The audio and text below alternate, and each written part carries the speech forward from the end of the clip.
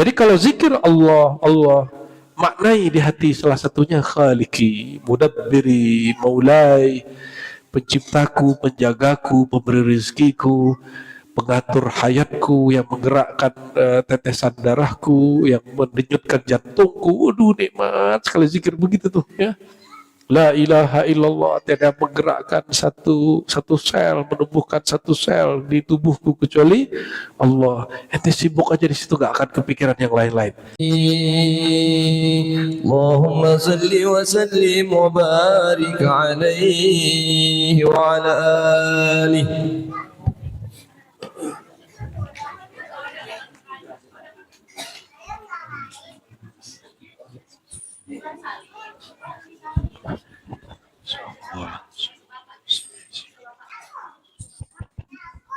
Assalamualaikum warahmatullahi wabarakatuh. Alhamdulillahilladzi bidzikrihi tatanazzalu as-sakinat warahmat. Ushidukum bi an la ilaha illallah wa anna Muhammadan abduhu wa rasuluh. Allahumma salli ala sayyidina Muhammad wa ala ali sayyidina Muhammad. Baik, alhamdulillah baru saja kita sholat fardhu isya berjamaah. Ini ruangan tapi dingin juga ya, tapi nggak apa-apa, aneh ngalah. Tahun ini di Surau Nur Rahmani Jatikramat, kalau di Ciputat kitab Ibnu Athaillah Sekandari itu yang induk, ini salah satu cabangnya lebih kurang ya. Ini kesimpulan beberapa aja. Dan ini ditulis oleh guru daripada guru-guru kami. Jadi guru saya Syekh Abdul Rabb Al-Qazari yang mengijazahkan wirid-wirid Thariqah Syaziliyah dan banyak thariqah lainnya, dan dari beliau saya ngambil kajian Nur Muhammad Sallallahu Alaihi Wasallam dan juga pembacaan terhadap kitab-kitab tasawuf yang rumit ya. Dengan beliau terasa asik sekali. Perjumpaan yang tidak lama tapi terasa sangat lama dan syahdu karena beliau ini ahli zikir ini. Beliau ngambil dari gurunya Maulana Syekh bin Ahmad Asyazili Ad-Darqawi Al-Alawi. Lalu beliau Sidi Saif ngambil dari pengarang kitab ini, itu Ahmad bin Mustafa Al-Alawi ya. Di dalam tradisi Thariqah Syaziliyah, salah satu 3 thariqah terbesar di dunia, 4 thariqah terbesar di dunia, Qadiri, Naqsyabandi, Syazili ya. Yang keempat itu antara Tijani dengan Khalwati dan Samani ya. Itu banyak rata-rata thariqah cabang dari sana. Kitab ini ditulis oleh mursyid thariqah dan mujaddid. Mursyid berarti guru yang berhak beri talqin, menerima baiat, memimpin suluk ya. Dia juga mujaddid. Apa arti mujaddid? Pembaharu ya. Dia seorang apa? Pembaharu. Karena pembaharuannya itulah cabang daripada Syazili. Jadi Syazili itu kalau dibuat cabangnya Imam Syazili, lalu ada cabang di bawahnya, cabang Al-Wafa'iyah, di sini Al-Wafa. Terus di bawahnya ada cabang nanti ada Zarruq. Terus ke bawah lagi nanti ada Darqawi, Buzidi ya. Di jalur Yaman, ini beliau orang Yaman. Bahkan katanya bukan orang Yaman, saya belum cek ya. Karena cabangnya banyak sekali di Maroko. Mungkin ada percampuran wallahu alam, tapi beliau lama di Yaman. Kemudian pindah ke Afrika Utara, apakah ke Aljazair atau ke daerah mana. Beliau kemudian mentajdid merevisi mana yang perlu direvisi tanpa perlu membuang usul, membuang pokoknya, tapi furuknya beliau kemudian kreasikan ya. Akhirnya di Timur Tengah, Thariqah Syaziliyah cabang Darqawiyah Alawiyah menjadi salah satu cabang terbesar. Di Indonesia ini nikmat sekali. Negeri kita pemimpin Thariqah Syaziliyahnya banyak. Mulai dari Syekh Al-Akbar pertama, pemimpin Jamiah Thariqah pertama, yaitu Syekh Masyayikhina Abdul Aziz Baitawi Lasem. Kita selalu melewati dan ziarah beliau. Zuriat-zuriatnya menjadi keluarga besar pesantren-pesantren di Jawa hari ini, kita bersyukur ya. Beliau salah satu pendiri NU dan yang mengisbat kepemimpinan Soekarno bahwa pemerintah Indonesia ini bukan negara tauhid, tapi negara Indonesia ini negara yang sah secara Islam. Beliau yang mengisbatnya. Ya, beliau yang mengisbatnya bersama dengan Hadratus Syekh Hasyim Asy'ari dan para masyaikh-masyaikh yang lain, pendiri Nahdlatul Ulama ya. Kita bersanad kepada beliau dari beberapa jalur, ada jalur lokal, ada jalur Mekah ya. Alhamdulillah dari jalur Mekah ternyata orang kita juga, dari guru kita Syekh Sya'rani Banjari, Syekh Wildan Banjari, Syekh Kusyairi Banjari, Banjariyun. Mereka ngambil dari Maulana Syekh Muhammad Yasin Al-Fadani ya. Syekh Yasin Al-Fadani langsung ngambil kepada Syekh Al-Akbar siapa? Abdul Aziz Baitawi Lasem. Ya. Beliau juga mengajarkan Thariqat Syazili. Namun nanti yang lebih populer lagi di Magelang ya, Syekh Ahmad Dalhar. Tahu? Pernah dengar? Itu Magelang kan? Ya.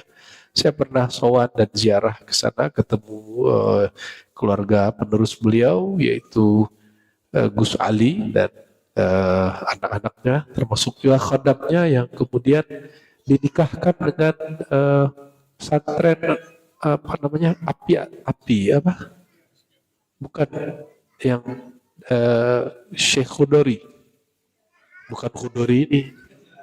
Api Asri ya, yang ada sahabat kita yang sangat baik hati, Gus Yusuf, yang nggak pernah menyimpan pikiran buruk terhadap orang walaupun orang itu keras ke dia. Ini sejauh yang saya lihat, mungkin berkah baca Dalail itu ya. Khodam beliau itu Bunyai, namanya Bunyai Halimah ya, apa? Siapa deh? Halimah. Saya minta ijazah beliau, ijazah Dalailul Khairat yang beliau ambil langsung kepada Mbah Dalhar dan diijazahkan. Beliau itu merawat, tahu merawat, nggak makan nasi, hanya makan. Ya saya tanya, Mbah Nyai ada sakit apa? Apa? Masih ingat senyumnya sampai hari ini, senyum orang yang kullu minhu nur. Ya, nur, kullu minha nur. Semua dari ujung rambut sampai ujung kakinya nur salawat. Ya Allah, sholli wa sallim barik alaih. Mbah Nyai ini, dia kalau ada anaknya bikin rumah atau bikin pesantren, dia riadohi. Dia khatamkan salawat kitab Dalail 4.000 kali. Nah, berkahnya itu. Ya, siapa orang tua yang begitu hari ini ya? Ya, kita ngambil berkah alhamdulillah di sana. Waktu acara taharud saya buka kajian kitab aja ya. Karena kalau uji riyadhah kita kalah riyadhah. Itu juga bagian dari thariqah, tapi thariqah Dalail itu, thariqah Jazuli, dia bukan thariqah yang seperti Qadiri, Naqsyabandi, Syazili, dia lebih kepada wirid saja. Oleh karena itu, oleh Ketua Jatman sekarang, guru kita Syekh Ahmad Halwani menganggap Mbah Khudori ini bukan kiai tarekat gitu. Dia kayak kiai pesantren aja. Tapi sebenarnya beliau juga kiai tarekat Jazuliyah. Ya, Jazuliyah ini Dalail Khairat yang kitab sholawat ada hari Senin, hari Selasa, sampai balik Senin lagi, ya itu namanya. Sebenarnya kitab seperti ini banyak, namun yang Allah masyhurkan kitab ini. Ya, itu beruntung nanti ada masa kita riyadhah itu ya. Insya Allah Rabiul Awal depan kita riyadhah itu di sini 12 hari 12 malam insya Allah ya. Pagi sampai sore kita baca itu, nanti malamnya kita baca maulid insya sampai puncak, hari puncak kita gabungan nanti di manalah ya, apakah di Buaran ya, sebagai bentuk rasa bahagia menjadi umat baginda sallallahu alaihi wasallam ya. Dan yang lebih ajib lagi nanti turunnya dari Bahdal hari ini kemudian bercabang ya. Ada cabang ke Banten, Abu Yadim Yati, ada cabang ke Peta, Tulung Agung, di sini kan ada santrinya di sini ya, yang mursyid kita, Bang Eja Asyazili. Ya, saya bilang ke dia, inti gak usah takut, tarekat inti gak usah diganti. Zuhir batin saya sampaikan ya. Jadi siapapun yang sudah bertarekat, kalau ingin ngaji di Ribat, ngaji aja. Gak perlu ulang talqin, gak perlu ulang bayat. Kenapa? Di Ribat, bayat itu terakhir. Itu pun bagi yang mau. Talqin itu nomor 2, nomor pertamanya al-ilmu. Kenapa? Kata Imam Al-Bukhari, "May yuridillahu bi khairan," dengan sanad kepada kepada Nabi SAW ya. Ini di Tirmizi lebih muttasil.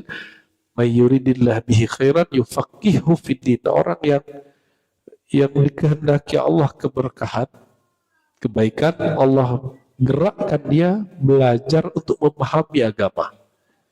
Bukan hanya wirid-wiridan. Kalau ente wiridan nanti kalah sama iblis. Iblis ahli wirid ya. Saya sudah sampaikan ribuan kali bahwa iblis itu sudah pernah riyadhah 18.000 tahun. Ada yang sanggup? Ada yang umurnya 18.000 tahun gak pernah berhenti zikir, ada gak? 18 hari aja deh. Bismillah.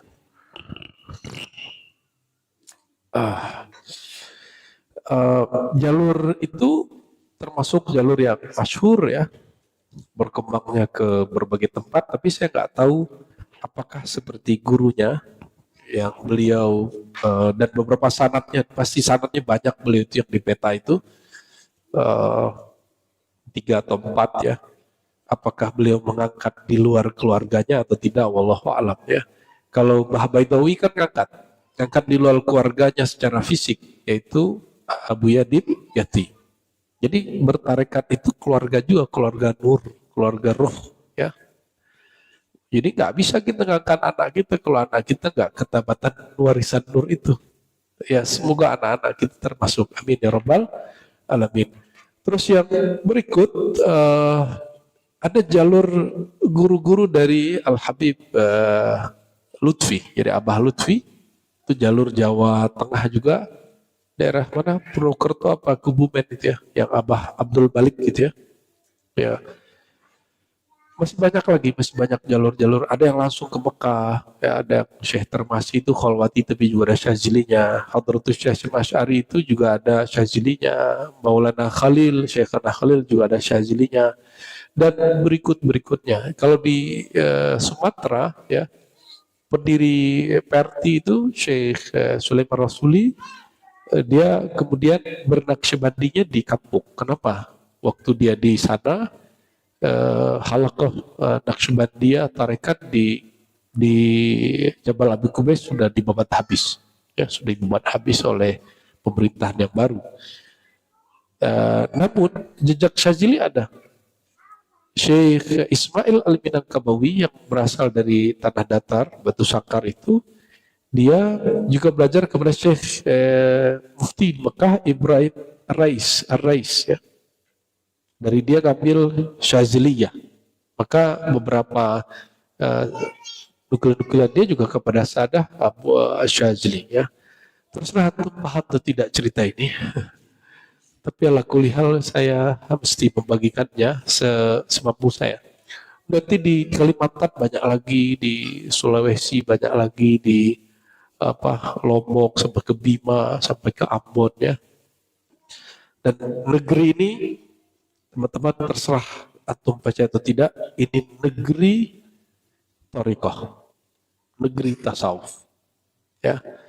Karena dari Hamzah Fansuri, dari Wali Songo, semuanya imam-imam dan mursyid-mursyid thariqah yang pembahasannya setara dengan yang dibicarakan orang Timur Tengah, bedanya mereka berbicara ke orang berbahasa Jawi, bahasa Nusantara.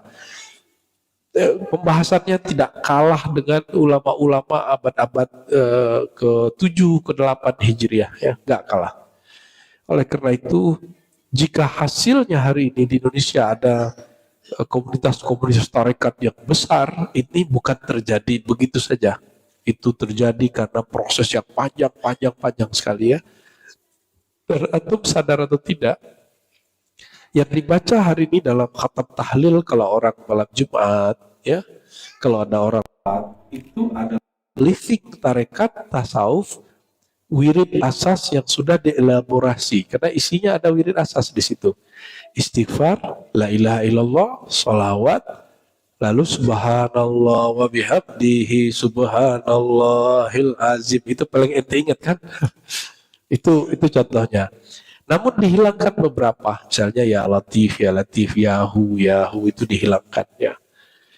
Artinya keberkahan wirid Syazili ini sudah berkembang sampai seluruh pelosok negeri ini. Alhamdulillah Rabbil, orang nggak tahu dia sudah bersyazili secara wirid, walaupun belum bersyazili secara tarekat. Dan cabang dari syazili itu ada, kalau bagi ahli sejarah, Thariqat Ahmadiyah Idrisiyah itu dianggap cabang, ya, karena Sidi Ahmad Al-Araisi itu juga mursyid Syaziliyah. Termasuk Sidi Ahmad Tijani, itu dia banyak sekali thariqahnya dan dia punya jalur Syaziliyah. Muhammad Ali As-Sanusi yang mujaddid dari thariqat Idrisiyah itu juga mempunyai 40 jalur, tapi dia punya sanad yang dia terus terang, itu salah satunya adalah Syaziliyah. Banyak sekali, ya.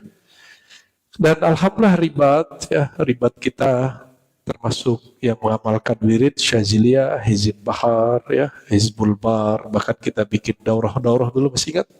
Ada daurah dulu, masih ingat gak? Oh ya, ini belum ikut semua, ini mu'alaf semua, ya. Mu'alaf-mu'alafan. Ya, kita pernah bikin dulu tahun 2022 atau 2023 daurah Hizbul Bar. Jadi memaknai hizib, perkata-perkata, dan di situ mempelajari makom apa yang sedang diresapi oleh sang imam.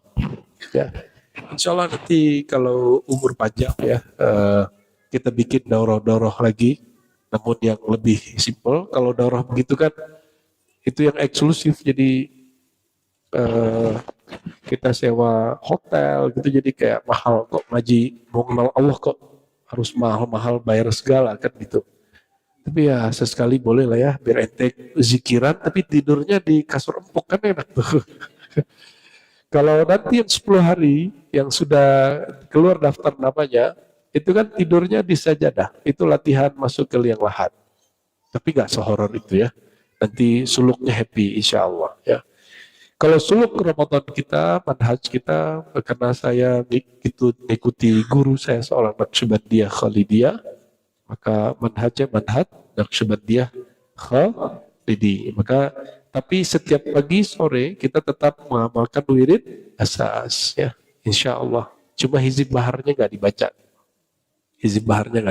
cukup wirid asas, ya, karena dia ma'thur oleh Nabi sallallahu alaihi wasallam. Ya, salah satu wirid yang ma'thur dari Rasulullah SAW, dari Allah Ta'ala, adalah menyebut nama Allah saja. Allah, gitu, ya. Itu disebut dengan ismul mufrad. Apa sebutannya? Al-ismul mufrad. Menyebut dengan nama tunggal. Coba saya tanya, siapa Tuhanmu? Perlu nggak mengatakan Tuhanku Allah, gitu nggak? Cukup mengatakan Allah. Inilah kira-kira yang kita katakan kalau kita baca Allah. Tuhanku Allah. Nah, tapi kalimat Tuhanku Allah ini nggak perlu dilafazkan. Ya, seperti di Quran ada contohnya. Wala in sa'altahum man khalaqas samawati wal ard la yaqulunna Allah. Jika mereka ditanya siapa pencipta langit dan bumi, mereka menjawab, titik dua, Allah. Tidak ada kalimat Pencipta langit dan bumi adalah Allah. Gitu gak diulang, langsung Allah. Jadi kalau zikir Allah, Allah, maknai di hati salah satunya Khaliki, Mudabbiri, Maulai, penciptaku, penjagaku, pemberi rezekiku, pengatur hayatku, yang menggerakkan tetesan darahku, yang mendenyutkan jantungku. Waduh, nikmat sekali zikir begitu tuh ya. La ilaha illallah, tidak menggerakkan satu sel, menumbuhkan satu sel di tubuhku kecuali Allah. Ente sibuk aja di situ, gak akan kepikiran yang lain-lain. Jadi bagi yang susah fokus zikir, ambillah talqin zikir, zikir mufrad. Dan ini hanya ada di kalangan ahli tariqah sufi. Di luar itu ada yang membid'ahkan ya. Kenapa di ribat Ciputat kita pakai kitab Notillah? Karena Ibnu Athaillah langsung berjumpa dengan anak muda saat itu namanya Ibnu Taimiyah yang anti dengan zikir Allah, Allah, Allah, Allah. Kata Ibnu Taimiyah ini cara berpikirnya nahu, gramatikal. Sedangkan para sufi maksur, seperti guru ajarkan, begitu kita amalkan. Seperti Allah perintahkan, begitu kita lafazkan. Ibnu Taimiyah berpikir apa? Gramatikal. Kalau sebut Allah, Allah maksudnya apa? Kalau lafaz Allah kan belum selesai, kalimatnya belum utuh, tidak disebut jumlah mufidah, kalimat yang subjek, predikat, dan objek. Nah, ini kritik Ibnu Taimiyah. Jadi secara linguistik, kritik Ibnu Taimiyah perlu dipertimbangkan, tapi kan sudah dijawab. Betul banyak di Quran ada lafaz Allah, tapi tidak ada kalimat pendahulunya dan setelahnya. Bahkan ada kalimat yang belum selesai sebenarnya. Kita pakai dalam gerakan sholat. Apa ya? Allahu Akbar. Itu belum selesai loh. Aslinya itu secara nahwu, Allahu Akbar min kulli syai'. Allah itu maha besar, melebihi segala sesuatu. Kan akbar, lebih besar. Lebih dari apa? Kan gitu. Akbar itu bahasa Arab bisa better, bisa best ya. Biggest bisa bigger ya. Nah, kalau bigger berarti harus daripada gitu. Kalau bahasa Inggrisnya Pak Dokter? Bigger than gitu ya. Itu kan bahasa Inggris, tapi kan bahasa Arab tidak bisa dipadatkan begitu gitu. Namun ahli nahwu sepakat, aslinya Allahu Akbar itu kalimat yang belum jumlah mufidah, belum kalimat yang sempurna. Tapi kalau sudah ada lafaz Allah, dia langsung sempurna. Ya, kalau saya sebut misalnya nih Hanif Akbar, Akbar apa? Akbar min siapa nih? Royanil. Kan harusnya begitu kan? Hanif Akbar, lebih besar min daripada Royanil bin Rahmat. Misalnya gitu jelas. Tapi cukup Hanif Akbar. Itu dalam bahasa Arab belum sempurna juga. Dia sudah dua kata tapi belum cukup. Tapi karena maklum, sudah dimaklumi, maka tidak perlu lagi ditambahkan Allahu Akbar. Dan yang kedua apa yang paling penting? Kalau disebutkan min fulan, min daripada ini daripada itu, orang nanti membayangkan selain Allah. Jadi cukup Allahu Akbar, Allah lah yang maha besar. Titik. Tidak perlu lagi bayang-bayangkan siapapun selain Allah ya. Oleh karenanya zikir Allah ya, itu sudah dibahas banyak oleh para ulama. Kalau ada beberapa sahabat kita, para sesama dai yang masih mengatakan itu bid'ah, mungkin hasil bacaan terhadap Ibnu Taimiyah. Ya, kita tidak salahkan secara gramatikal ada memang, tapi gramatikal itu bisa dikritisi kembali oleh ilmu nahwu yang baru. Ya.